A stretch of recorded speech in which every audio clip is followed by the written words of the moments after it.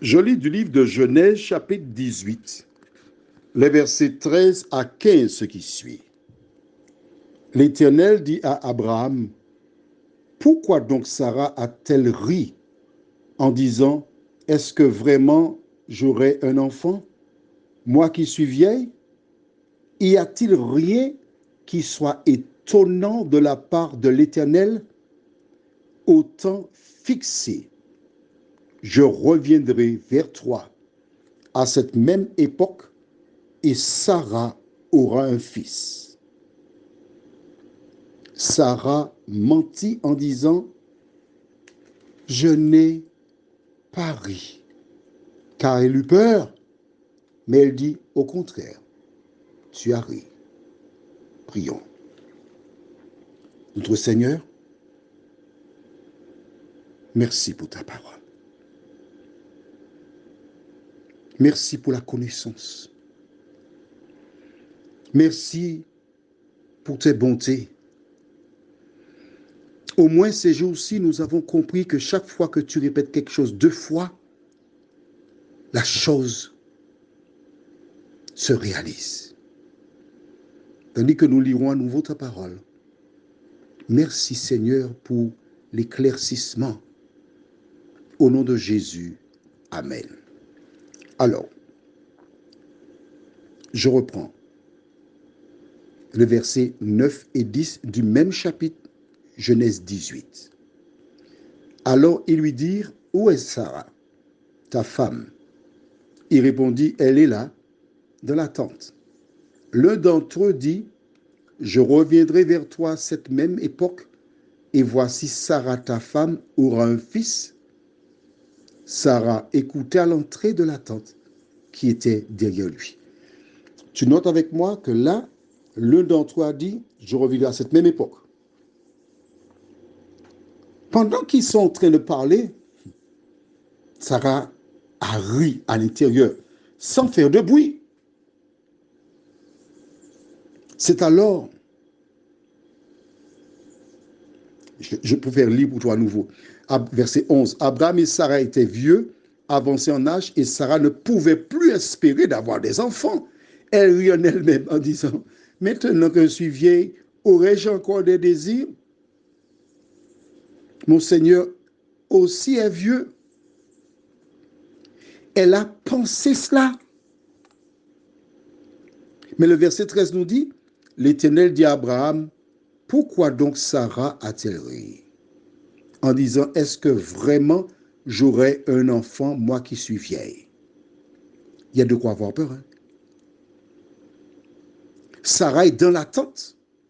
Et celui qui est dehors est en mesure de savoir ce qu'il y a dans sa pensée.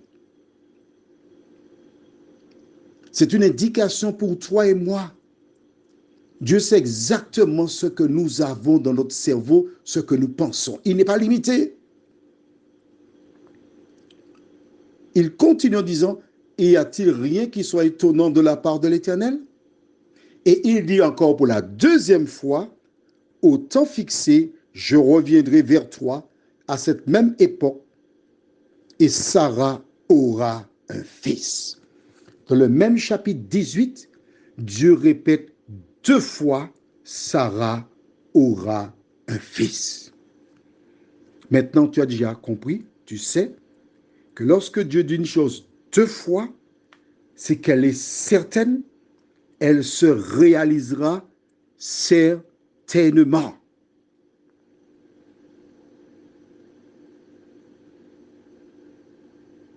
La suite au verset 15. Sarah mentit en disant, je n'ai pas ri, car elle eut peur. Que fait la peur? La peur, elle peut pousser des gens à mentir. Voici la preuve. Donc nous avons la démonstration qu'Abraham, qui avait été appelé par Dieu, il n'était pas parfait. On a vu comment il a menti pour Abimelech en disant, c'est ma sœur, il le fera plus tard. D'accord? Mais Sarah, là, elle est en présence de l'Éternel. L'Éternel qui dit ce qu'elle avait à sa pensée. L'Éternel qui dit qu'elle a ri, et que dit-elle? Je n'ai pas ri.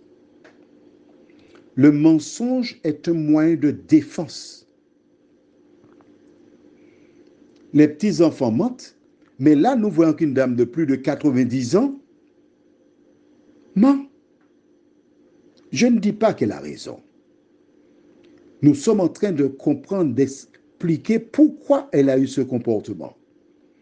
À partir du moment où tu lis la Bible et tu vois comment certaines personnes ont agi en fonction des circonstances,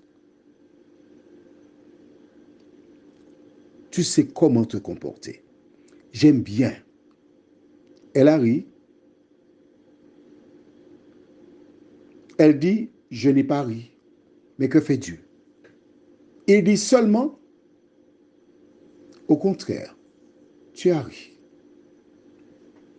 Il ne l'a pas traitée de menteuse. Il n'a pas fait de commentaire.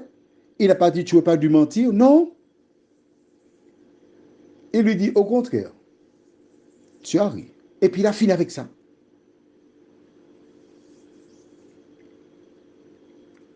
L'attitude de Dieu à l'égard du pécheur, c'est ça.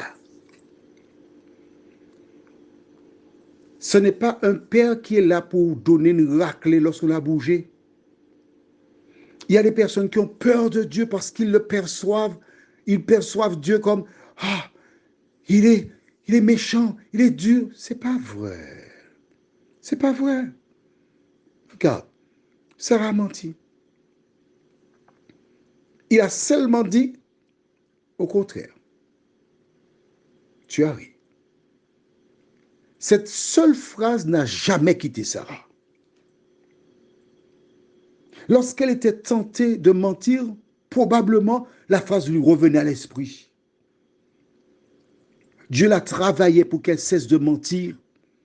Et c'est ça la vie chrétienne. Certaines personnes, elles pensent que par leur attitude, elles ont mal agi, elles seront perdues. Mais non, Dieu est lent à la colère et riche en bonté. Prions. Seigneur, nous n'excusons pas Sarah. Mais je comprends qu'elle a eu peur. Elle se regarde dans le miroir. Elle est fanée. Elle marche difficilement. Et à cet âge-là, on attend la mort. Et voici 3 hommes arrivent et disent qu'elle va mettre au monde un enfant. Pour elle, c'est une blague. Ils ont dit ça peut-être pour manger plus de nourriture, pour nous encourager. Mais elle n'y croit pas. Elle est sincère. Elle rit. Pour elle, c'est une blague. Mais rien n'était possible pour Dieu. Car lorsqu'il dit une chose, il la réalise. Seigneur, enrichi par l'expérience de Sarah, aide-nous à ne plus douter de toi, mais à garder notre calme, car c'est là où se trouve notre force. Nous t'en prions. Au nom de Jésus pour ta gloire éternelle. Amen. Je te souhaite une excellente nuit sous le regard de Dieu. Et si parfois le soir je te dis, je te souhaite une bonne journée, c'est que je souhaite qu'à partir de la lecture, ta vie commence sur une nouvelle base. Je te souhaite une bonne nuit.